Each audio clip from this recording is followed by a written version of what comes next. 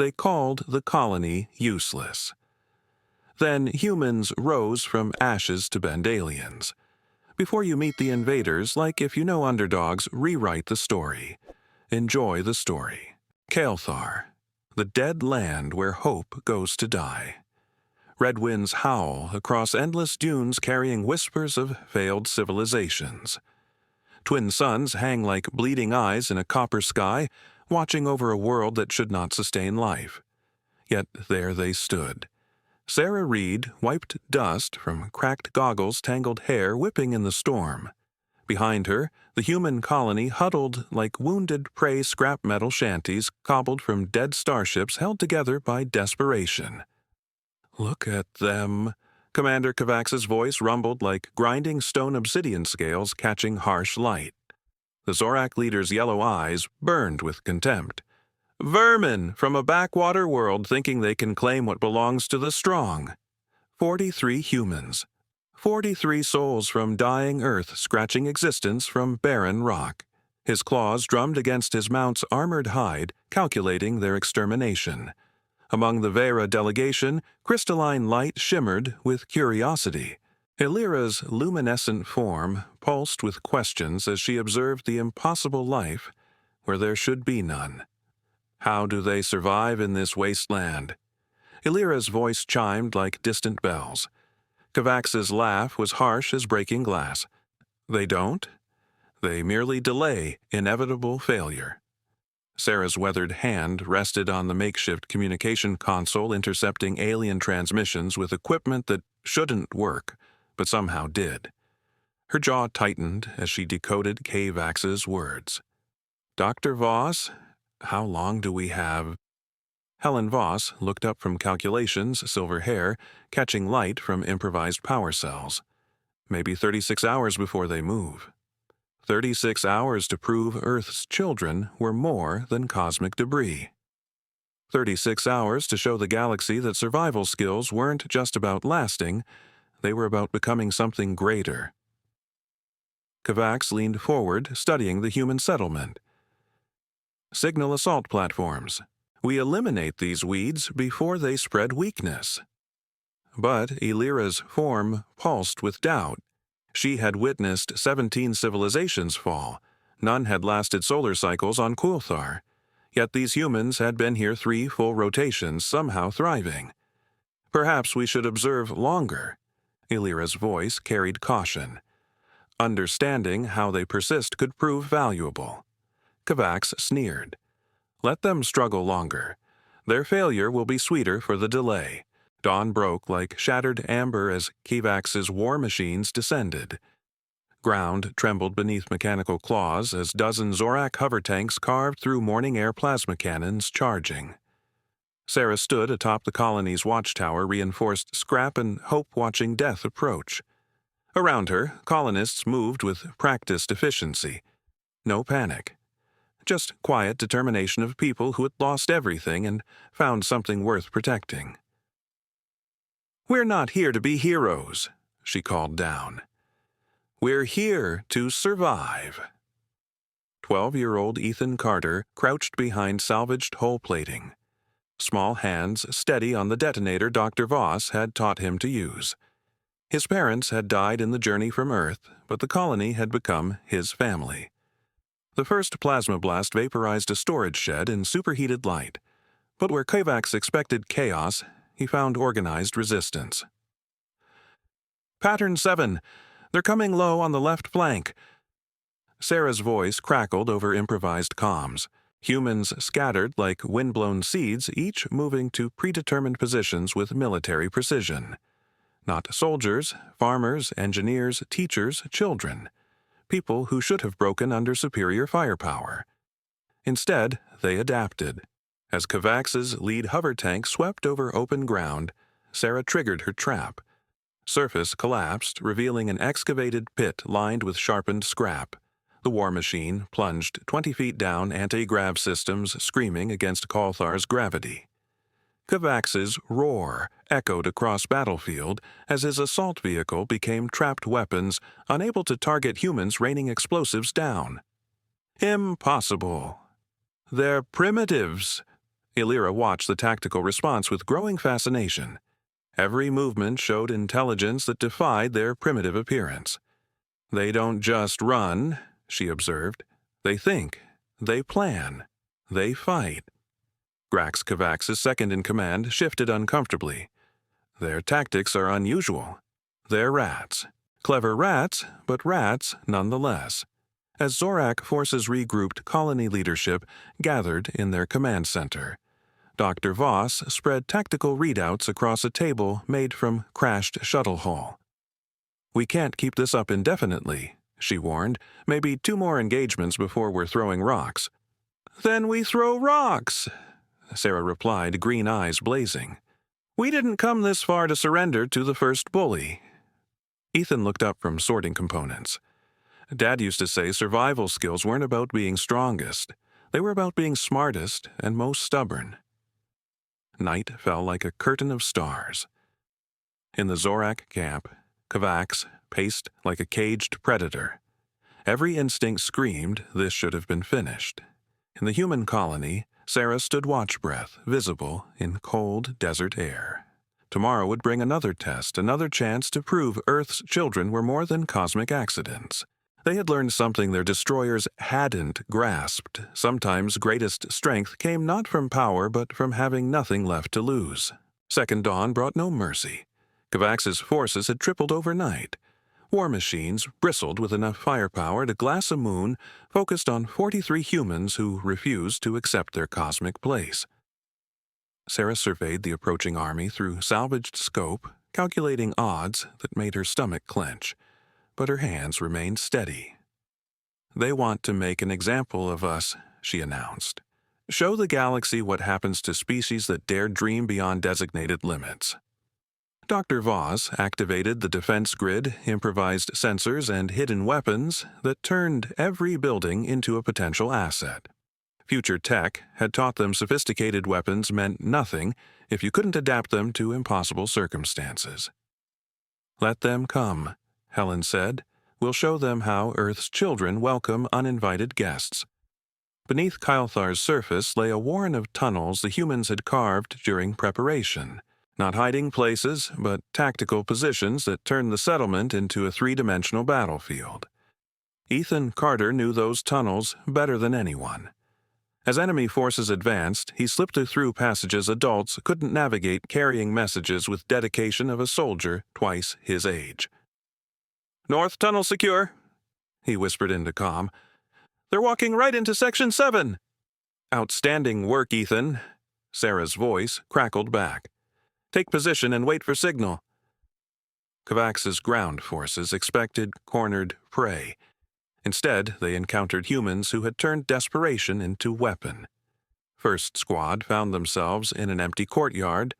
Thermal scans showed no targets, until sand beneath their feet began to shift. Sarah had studied Zorak assault doctrine learning patterns, blind spots, arrogance. Where they expected confrontation, she gave emptiness. Where they anticipated prey, she delivered ambush. Courtyard erupted as hidden charges detonated beneath armored feet. Surgical precision disabled weapons systems, damaged mobility units, created gaps that allowed human defenders to emerge with salvaged Zorak equipment turned against its makers. "They fight like vermin," Kavax roared, striking from shadows, but Grax recognized tactical brilliance. "They're adapting to circumstances, using our strengths against us." Kavax's eyes blazed with humiliation. No Zorak force had been outmaneuvered by primitives. Displays showed overwhelming advantage, yet these humans extracted blood for every meter. Sarah made a decision that would echo through galactic history. Abandoning command position, she grabbed a spear crafted from salvaged starship hull, weighted with hopes of 43 souls who refused surrender. "Cover me!" she commanded, then burst from the bunker like fury given form. Kavax's sensors tracked her movement. Personal weapons locked on, charging for a kill shot that would end human resistance. But Sarah didn't run. She charged. Across ground, swept by enemy fire through explosions throwing deadly shrapnel, Sarah Reed ran toward impossible odds with primitive weapon and absolute conviction that some things were worth dying for. Her spear caught the joint between armor plates on a Zorak combat unit improvised weapon, finding the weakness in impregnable design. Sparks flew as alien technology met human determination. High above, Ethan, crouched in position Dr. Voss had calculated precisely. The colony's tower wasn't just watchtower, it was siege engine, waiting for perfect moment. As Kavax's command mech moved for finishing strike, Ethan triggered the mechanism Helen had taught him. Massive stones cascaded down like planetary judgment. The 12-year-old who had lost everything grinned through dust as alien technology crumpled under rocks and human ingenuity. "Got him." Ethan's voice carried triumph as sophisticated systems met gravity and child's timing. Hilira made a discovery that would reshape her understanding. Hidden among improvised infrastructure, she found evidence that challenged every assumption about these refugees. Humans weren't just using abandoned technology, they were improving it. Zorak weapons had been modified with innovations that increased efficiency by impossible margins. Future tech that took Zorak engineers decades to perfect was being enhanced by beings using pre-stellar tools. "Impossible," Hilira whispered. "They're not just surviving. They're evolving." As first engagement concluded, both sides learned lessons. Kavax understood human ingenuity could turn disadvantage into opportunity. Sarah recognized survival required more than tactics, it demanded sacrifice beyond calculation. In Damaged Command Center, Dr. Voss worked over schematics glowing with promise. Her hands traced designs for a trap that could end the war or destroy everything. "It's ready," she announced, voice heavy with terrible knowledge. "But activating requires someone to stay behind. Manual trigger can't be automated." Sarah nodded, accepting survival's mathematics. Someone had to die so colony could live. Question was who would make ultimate sacrifice for humanity's future among stars. Outside alien forces regrouped for Kavax's intended final assault. Inside, a 12-year-old boy was making the decision that would transform him from orphaned refugee into galactic legend. Kavax's third assault came with crushing weight of absolute commitment. Having been humiliated twice, the Zorak commander unleashed everything orbital bombardment heavy mechs enough firepower to reduce colony to atomic dust. "This ends now," he declared, massive form, silhouetted against tactical overkill displays. "No more games.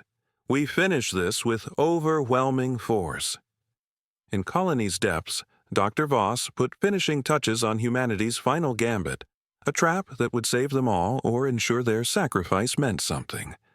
Her hands trembled from terrible knowledge of what her survival skills had created. "Proximity charges positioned around food stores," she explained clinically. "Chain reaction will take out everything within quarter-mile radius, including us if timing's wrong." Sarah studied schematic understanding brutal mathematics.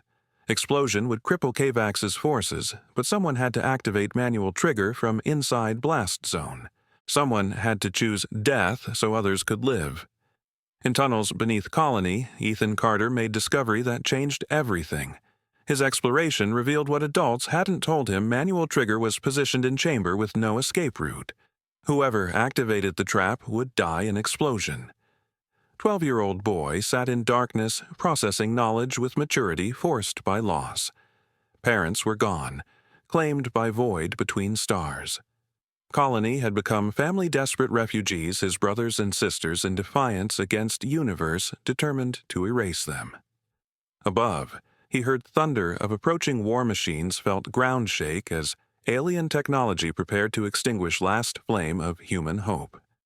Someone had to make choice. Someone had to ensure Earth's children wouldn't be forgotten.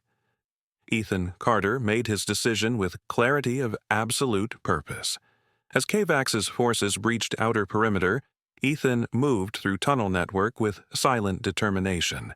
Small hands carried detonator Helen had taught him to use, but now he understood its true purpose. Sarah, he whispered into calm young voice steady. Tell everyone I'm sorry I can't say goodbye properly. Sarah's blood turned to ice as she realized Ethan's intention. Ethan, no. We can find another way. There is no other way, Boy replied, words carrying wisdom that should have taken decades. Some things are more important than being afraid. Ethan reached manual trigger chamber as Kovacs's assault units converged on food storage, exactly where Dr. Voss calculated they'd focus attack. Chamber was small, barely large enough for a child, designed for purpose no adult should consider. Through comm, he heard Sarah calling his name, desperate voices of people who'd become family. But above colony death machines prepared to rain annihilation on everything he'd learned to love. Remember what Dad said about survival skills? Ethan's voice carried smile that broke Sarah's heart. Sometimes best way to survive is making sure people you care about get to keep living. His hand moved to detonator. For a moment lasting forever, Ethan Carter looked up through Chambers' window at stars his parents died trying to reach. Show them what we're made of, he whispered. Detonation rewrote tactical situation in seconds. Dr. Voss's calculations proved devastating as chain reaction tore through Kovacs's concentrated forces, turning war machines into twisted wreckage and scattered atoms. But explosion was more than destruction. It was declaration, statement that humanity would not go quietly into extinction, that Earth's children would extract blood price for every attempt to erase them from cosmic record. From orbit blast looked like new sun being born on Kaelthar's surface. From ground, it sounded like universe crying out in recognition of sacrifice that transcended species, transcended war, transcended petty mathematics of survival. Elira's crystalline form shuddered as she witnessed explosion consciousness struggling to process what had occurred. A child had chosen death to protect adopted family. They sacrificed their young for strangers for hope. Veyra had observed countless species across galactic history, witnessed countless acts of courage. But this transcended courage. This challenged everything she knew about survival, about worth, about mechanisms driving intelligent life to greatness or extinction. Elira understood humanity possessed something that couldn't be quantified in weapon scans. They carried capacity for sacrifice that made them more dangerous than any technology, more powerful than any army. Kovacs's roar echoed across battlefield as assault force was decimated by trap he never saw coming. Half his command structure lay in smoking ruins, victims of strategy defying everything he understood about warfare. Beneath fury lay something more disturbing, fear. Fear of beings who'd rather die than surrender, who turned children into weapons of defiance. How did you fight enemy who measured victory not in territory conquered, but principles preserved? Retreat, regroup at secondary positions. As surviving forces pulled back, Kovacs realized he was no longer fighting primitives. He was confronting something far more dangerous, beings who had nothing left to lose and everything to prove. In explosion's aftermath, Sarah Reed stood among ruins, tears cutting channels through dust on her face. Ethan's sacrifice had saved them, but cost felt too high for her heart to bear. Dr. Voss approached engineers, face gray with grief. Sarah, he made his choice. We have to honor it by making sure it wasn't in vain. Sarah wiped her eyes, hand steady despite consuming pain. Around them, surviving colonists emerged 38 souls, who owed continued existence to 12-year-old boy's courage. "We will not fall," Sarah declared voice, carrying across settlement like promise made to stars. Ethan showed them what we're capable of. Now we show them what we become when they push us too far. She picked up her spear tip, still stained with alien blood, and faced direction where Kovacs's forces regrouped. War was far from over, but something fundamental had changed. Humans were no longer fighting for survival. They were fighting for something greater. 3 days after Ethan's sacrifice, Elira approached human colony under diplomatic immunity, crystalline form, casting rainbow patterns across Kaelthar's red sand. Behind her, small Veyra delegation moved with careful grace of beings who'd witnessed impossible and lived to question everything. Sarah stood at rebuilt gates, salvaged metal, and human determination given form, watching approaching aliens with eyes that had seen too much. Her people flanked her 38 survivors who carried themselves differently now, as if Ethan's sacrifice had forged them into something harder than mere refugees.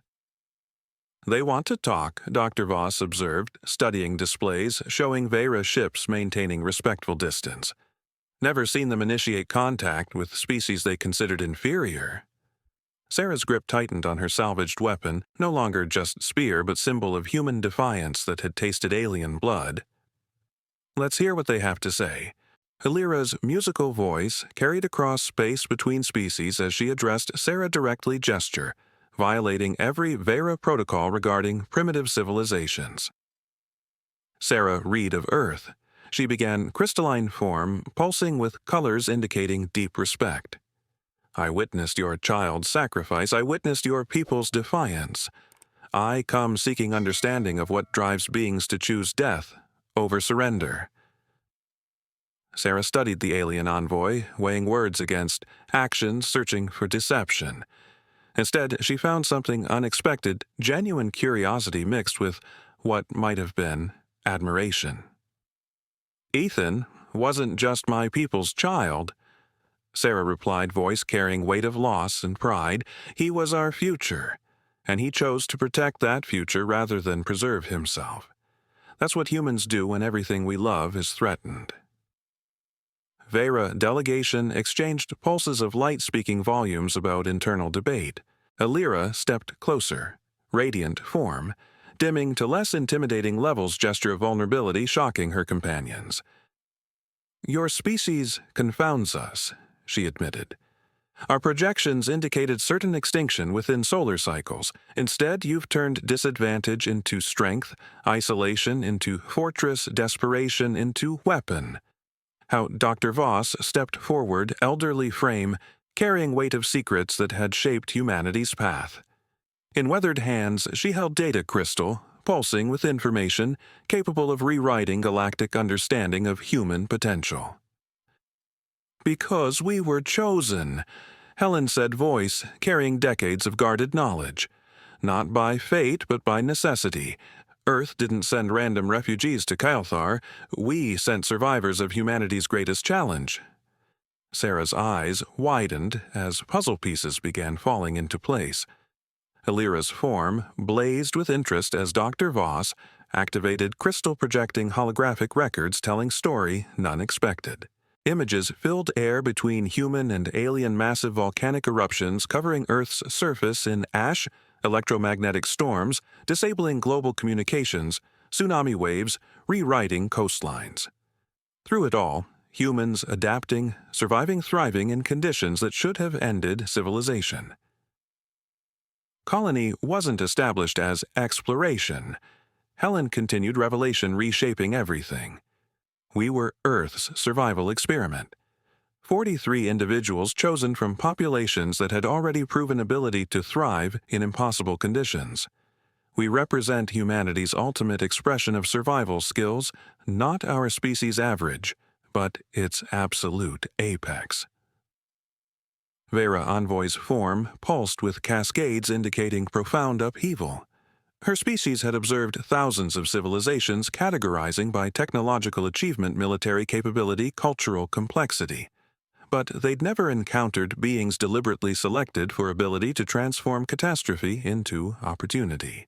"You were not sent to colonize," Halira said, voice carrying new understanding. "You were sent to prove humanity could survive anything universe might offer, and you have succeeded beyond calculation." Sarah felt knowledge settling into her bones.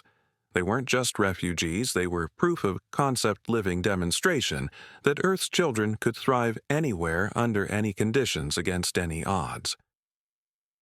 "Which is why Kivak sees us as such threat," she realized. "We represent something challenging everything Zorak Empire believes about strength and dominance." Helen nodded grimly. "Tyrants fear nothing more than evidence their victims might be stronger than they appear." Illyra's next words carried potential to reshape power balance across entire sectors. Crystalline form blazed with decision as she made offer that would have been unthinkable days earlier. Veyra Collective offers formal alliance with human colony of Kaelthar, she announced, voice carrying ceremonial weight. Not as protection for weak, but as partnership with beings who have proven themselves worthy of respect. Offer struck Sarah like physical blow. Alliance with Veyra meant access to technology trade routes, diplomatic protection, everything colony needed to transform from desperate survivors into true regional power. But it also meant something more profound: recognition. Acceptance that humanity belonged among stars not as supplicants or curiosities but as equals. Kavax's roar echoed across command ship as reports reached Tactical Center. Massive commander's claws gouged furrows in reinforced metal as he processed implications of Illyra's offer. Impossible. Veyra do not ally with primitives. They observe catalog move on to advanced civilizations. Among his forces, doubt was spreading. Grax and veteran warriors had witnessed human tactical capabilities firsthand. They'd seen invincible war machines reduced to scrap by beings using improvised weapons and impossible courage. Commander, perhaps we should reconsider our approach. If Veyra see value in these humans— Kavax's massive fist crashed down on tactical display, shattering crystal and metal. Veyra have been deceived by primitive cunning. We will crush these vermin before their poison spreads. But across his fleet, Zorak warriors were questioning whether humans they faced were truly vermin or something far more dangerous they'd criminally underestimated. Kavax's ultimate assault began before dawn, with orbital bombardment turning sky above Kaelthar into sheets of falling fire. Every weapon in Zorak fleet focused fury on coordinates where human colony had dared exist, where primitive refugees had somehow earned respect of beings Kavax had spent his career trying to impress. But colony facing this final test was no longer desperate collection of survivors. Veyra technology had enhanced human ingenuity, creating defensive systems that bent physics around determination and turned desperation into absolute tactical advantage. Sarah stood in command center that had become a fusion of salvaged Earth equipment, improvised human solutions, and Veyra innovations amplifying every advantage her people possessed. Around her, displays showed incoming fire patterns, fleet positions, tactical probabilities, mathematics of survival, distilled into numbers meaning life or death for 38 souls. They're committing everything, Doctor. Voss reported weathered hands dancing across control systems representing 3 species' approach to war. Kavax has pulled forces from 6 sectors. He's betting entire career on erasing us. Illyra's crystalline form pulsed with combat readiness, her people's ships maintaining defensive positions showing galaxy something unprecedented. Veyra willing to fight alongside beings they'd once dismissed as cosmic accidents. As explosions bracketed colonies' enhanced defenses, Sarah made decision that would echo through galactic history. In her hands, she held ultimate weapon, not gun or bomb, but truth itself. Complete record of humanity's journey to this moment, ready to broadcast across every communication network in known space. Illyra, Sarah called to Veyra envoy voice, cutting through battle chaos. Can your systems patch into Kavax's command frequency? I want him to see something before we finish this. Alien's form blazed with understanding as sophisticated Veyra communication technology interfaced with human determination. Across battlefield, every screen, every tactical display, every observation point suddenly showed same image Earth as it really was. Not primitive backwater Kavax imagined, but world forged in fire and ice planet, where life learned to thrive in volcanic hell and Arctic wasteland, where beings developed survival skills that turned catastrophe into evolution. Look at us! Sarah's voice carried across all frequencies, reaching every Zorak warrior, every Veyra observer, every sensor network and system. Really, look at us. Images filling space around Kaelthar told humanity's real story. Massive volcanic eruptions that should have ended civilization survived through ingenuity and cooperation. Ice ages that should have frozen dominant species into extinction weathered through innovation and determination, refusing to accept defeat. Massive storms generating winds capable of flattening mountains turned into power sources for cities built to flex rather than break. Earthquakes splitting continents survived by beings who learned to build on shifting ground and call instability home.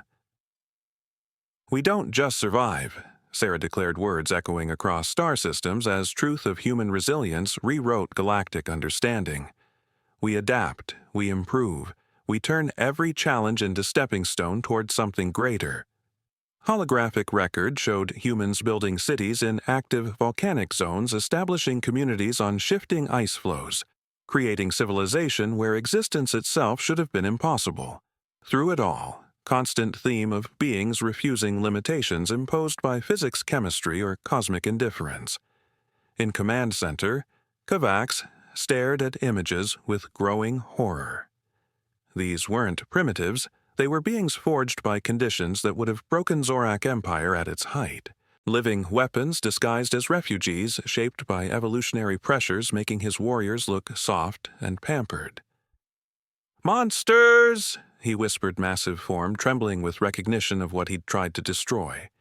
"They're monsters, pretending to be prey." Around him, command staff watched holographic records with dawning understanding. Humans hadn't survived on Kaelthar.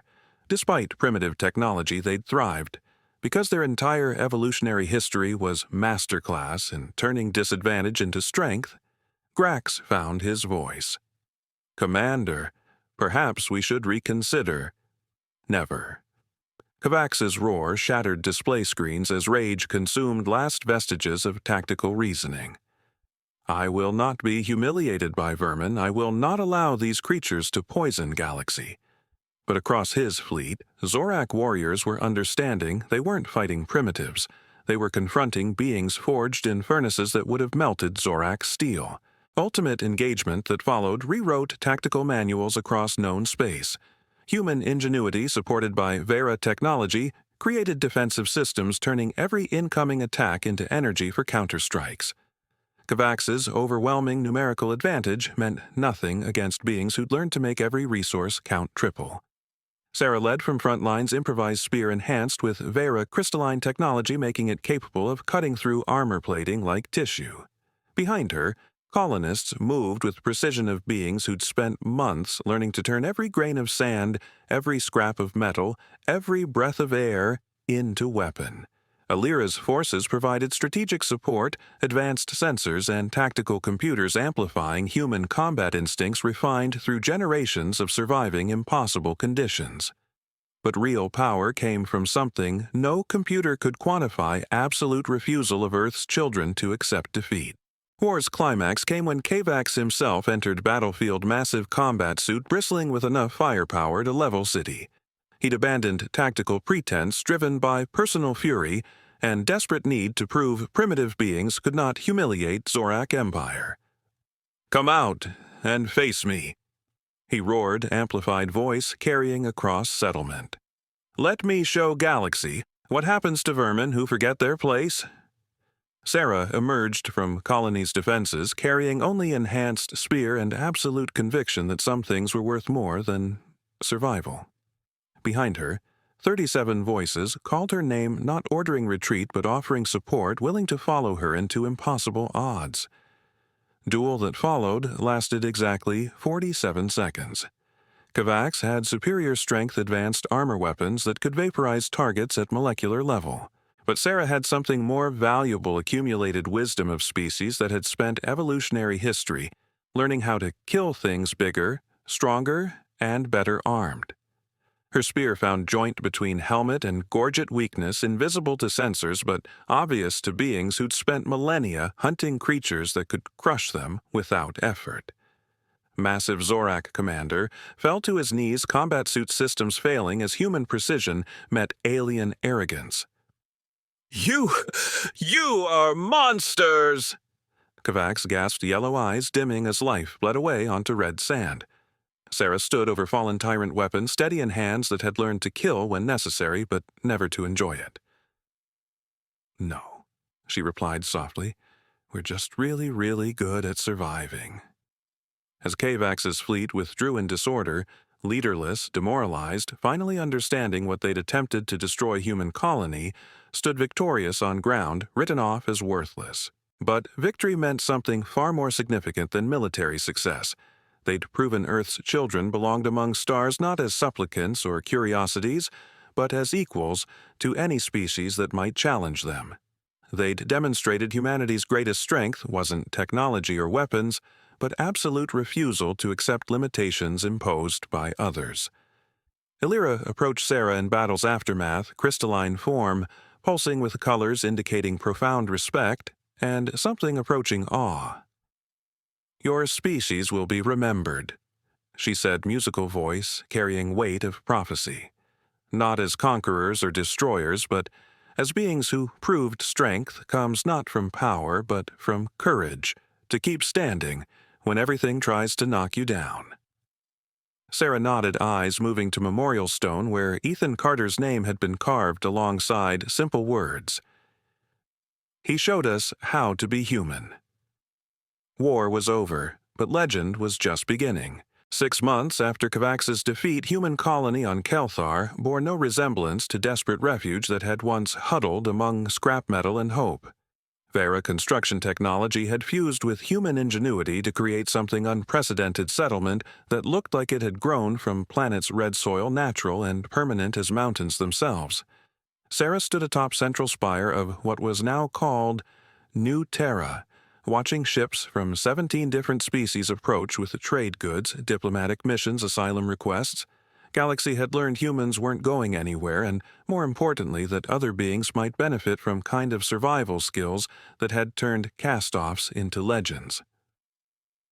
Kepler delegation requesting permission to establish embassy, Illyra reported crystalline form, now permanently stationed as Kaelthar's first alien resident. They specifically asked to speak with flame builders who taught stone to burn. Sarah smiled at poetic language that had become associated with her people. Galaxy's various species had struggled to find words for what humanity represented, settling on metaphors, capturing something essential about beings who turned adversity into strength. "Grant the request," Sarah replied, voice carrying authority earned in fire and blood. "But make sure they understand our conditions. Anyone who comes here comes as equals, not as superiors, granting audience to primitive curiosities." In New Terra's heart garden grew where nothing should have survived. Dr. Voss had spent months designing irrigation system channeling underground water through crystalline conduits Illyra's people contributed. But real miracle was simpler earth seeds carried across impossible distances, taking root in alien soil and proving once again that life would find a way. At Garden's center stood monument visitors from across Galaxy had come to see. Not statue or building, but living tree. First earth oak to grow in Kaelthar's soil roots, fed by ground made sacred by sacrifice. Carved into stone beneath spreading branches were simple words in dozen languages. Ethan Carter. He showed us how to be human. Sarah visited Memorial every evening, ritual constant as Kaelthar's twin sunsets. Tonight, she wasn't alone. Small group of children from various species accompanied her, refugees and explorers whose parents had brought them to learn from beings who'd redefined what it meant to survive among stars. "Tell us about the battle," requested Zix young Kepler, whose shell-like carapace bore patterns indicating intense curiosity. "Tell us how flame builders defeated stonebreakers." Sarah settled on to bench facing Ethan's tree-gathering children around her like teacher preparing to share most important lesson they'd ever hear. "Secret wasn't fighting," she began, voice carrying weight of hard-won wisdom. "Secret was understanding what was worth protecting." Formal ceremony took place under Kaelthar's star-filled sky, with Galactic Council representatives arriving to conduct business that would have been unthinkable months earlier. Sarah stood before beings whose species had been navigating interstellar politics since before Earth's sun began burning, accepting recognition that placed humanity among galaxy's acknowledged powers. By unanimous consent, Council Speaker announced voice, carrying across diplomatic frequencies reaching every inhabited system. Human colony of New Terra is granted full membership in Galactic Alliance with all rights and privileges accorded to sovereign species. Formal language couldn't capture what moment really meant acknowledgement that Earth's children had earned their place among stars through something more valuable than technology or conquest. They'd proven that survival skills properly applied could transform dismissed into legendary. Elira's form blazed with pride as she witnessed humanity's formal acceptance into galactic community. Her species had observed countless civilizations across eons, but none had achieved recognition through simple refusal to accept extinction. "They are not weeds," she had told Council during recognition debates. "They are flames that grow brighter when wind tries to extinguish them." In Expanded Laboratory, Dr. Voss worked on projects that would have seemed like magic to desperate refugees who'd first landed on Kaelthar.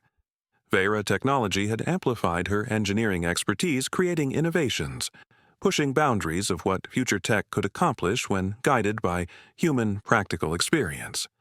But her most important work remained hidden in secured files. Only Sarah and Elira were authorized to access communications from Earth, revealing true scope of humanity's expansion among stars. 47 colonies. Helen reported during weekly strategic meeting, weathered face creased with satisfaction. All thriving, all proving humans can adapt to any environment Galaxy offers. Sarah studied star maps showing humanity's growing presence across multiple sectors. Each colony represented same experiment that brought them to Kaelthar, being selected for ability to transform impossible challenges into opportunities for growth. We're not just survivors anymore. Sarah realized understanding implications of what Helen had shown her. We're becoming something Galaxy has never seen before, species that sees catastrophe as possibility. Across known space story of humanity's rise from dismissed refugees to galactic partners was being told in forms reflecting each species' cultural values. Veyra composed light symphonies capturing emotional arc of beings who chose sacrifice over surrender. Kepler created mathematical poetry exploring statistical impossibility of what humans had accomplished. But perhaps most significant recognition came from unexpected source. Former Zorak warriors who'd witnessed Kavax's defeat were spreading their own version of events, tales of beings who fought with primitive weapons and impossible courage. "They do not break," former Commander Grax told audiences on dozen Zorak worlds' scarred hide-bearing testimony to battles against opponents who redefined what strength meant.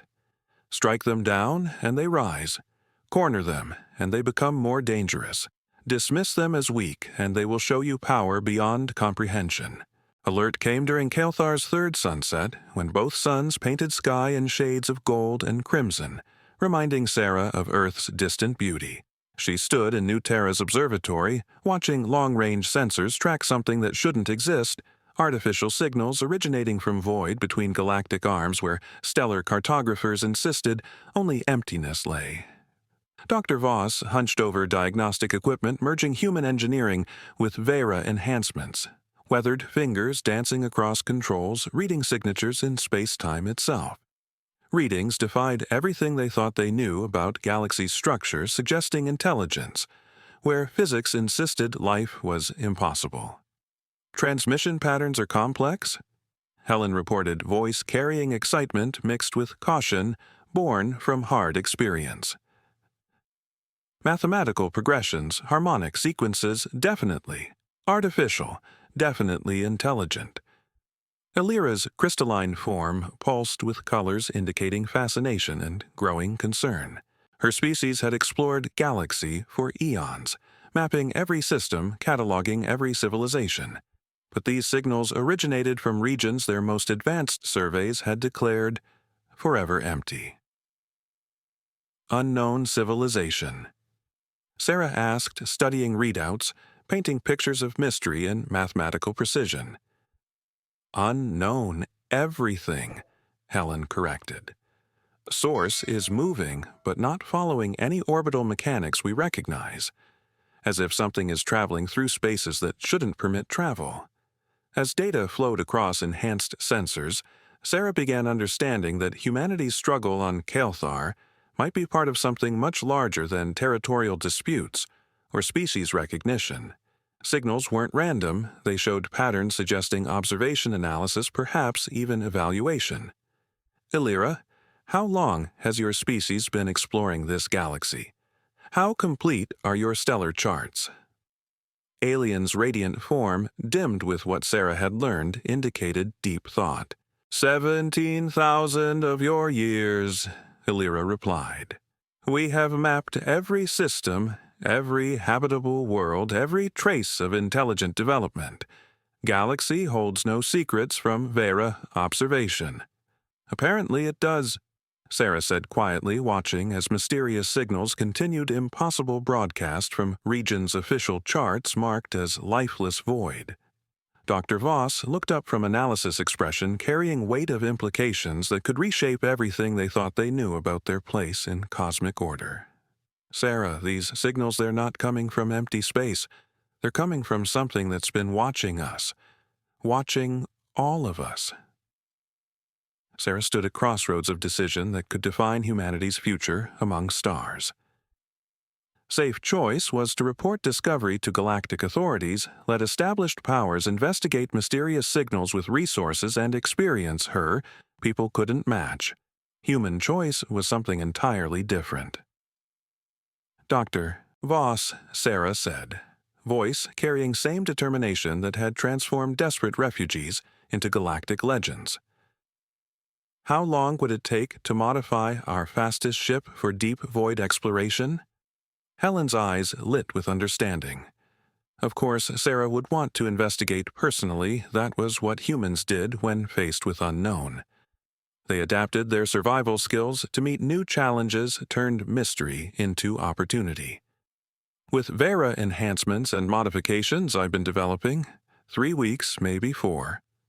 Illyra's form blazed with sudden realization. You intend to travel to source of these transmissions into regions no species has ever successfully navigated. Sarah smiled, expression, carrying echoes of every impossible challenge humanity had ever accepted and overcome. Illyra, has your species ever met human who chose safe path when interesting one was available? Veyra Envoy's musical laugh carried notes of admiration and barely controlled terror. No. Which is precisely why your species both fascinates and terrifies Galaxy. As preparation began for humanity's next impossible journey, Sarah took final walk through New Terra's Memorial Garden. Ethan's tree had grown taller in months since battle Earthborn branches reaching toward Kaelthar's alien stars as if eager to explore new frontiers. We did it! She whispered to memorial stone words carrying across evening air that smelled of growing things and infinite possibility. We proved humans belong among stars. But I think this is just the beginning. Behind her settlement buzzed with activity as word spread about mysterious signals and Sarah's decision to investigate personally. Volunteers were already stepping forward, scientists, engineers, explorers who'd followed humanity from Earth to Kaelthar and were ready to follow it into unknown spaces between galaxies. Dr. Voss joined Sarah in garden-weathered face reflecting same mixture of excitement and determination that had driven their species from caves to starships. You know this could be dangerous beyond anything we've faced so far. Helen, Sarah replied, voice carrying certainty forged in fire and tempered by loss. When has that ever stopped us? We came to Kaelthar as refugees. Sarah's recorded message would echo across Galaxy. We were dismissed as vermin, written off as cosmic accidents expected to fail and disappear without leaving footnote in galactic history. Instead, we became something Galaxy had never seen, beings who transformed every challenge into opportunity, every setback into setup for greater achievement. We learned that survival skills weren't just about lasting through catastrophe, but about becoming stronger, wiser, more capable with every test universe offered. Story of Kaelthar is finished, but Saga of Humanity Among Stars has only just begun. We're heading into unknown because that's what humans do. We turn mystery into knowledge, impossibility into achievement, darkness into light. To everyone listening across galaxy, remember that every species was once unknown. Every civilization once struggled to prove itself worthy of stars. The difference isn't in struggles we face, but in how we choose to face them. Some beings accept limitations others impose. Humans rewrite rules. Some species survive by avoiding challenges. Humans thrive by meeting them head-on. Some civilizations earn their place through conquest or submission. Humans earn theirs through simple refusal to give up on dreams that matter more than safety. If this story moved you, if it reminded you that even smallest flames can light darkest spaces, show your support and help us reach other dreamers who need to hear they're stronger than they know. Subscribe for more HFY stories that celebrate potential existing in every being willing to reach for something greater. Stars are calling and humanity answers. See you among infinite lights of tomorrow. As Sarah's message faded into cosmic background radiation view, pulled back from New Terra showing thriving settlement as point of light on Kaelthar's surface, then planet itself as small world among countless others, then star system as one bright point among infinite lights filling galaxy's spiral arms. But in darkness between those arms, something else waited. Something that had been watching, listening, learning about species that had just announced readiness to explore impossible. Signals from void pulsed once, as if in acknowledgement, then fell silent, waiting for humanity's next impossible choice to transform mystery into legend among endless sea of stars. The legend of New Terra ends here, but Saga of Humanity Among Infinite continues.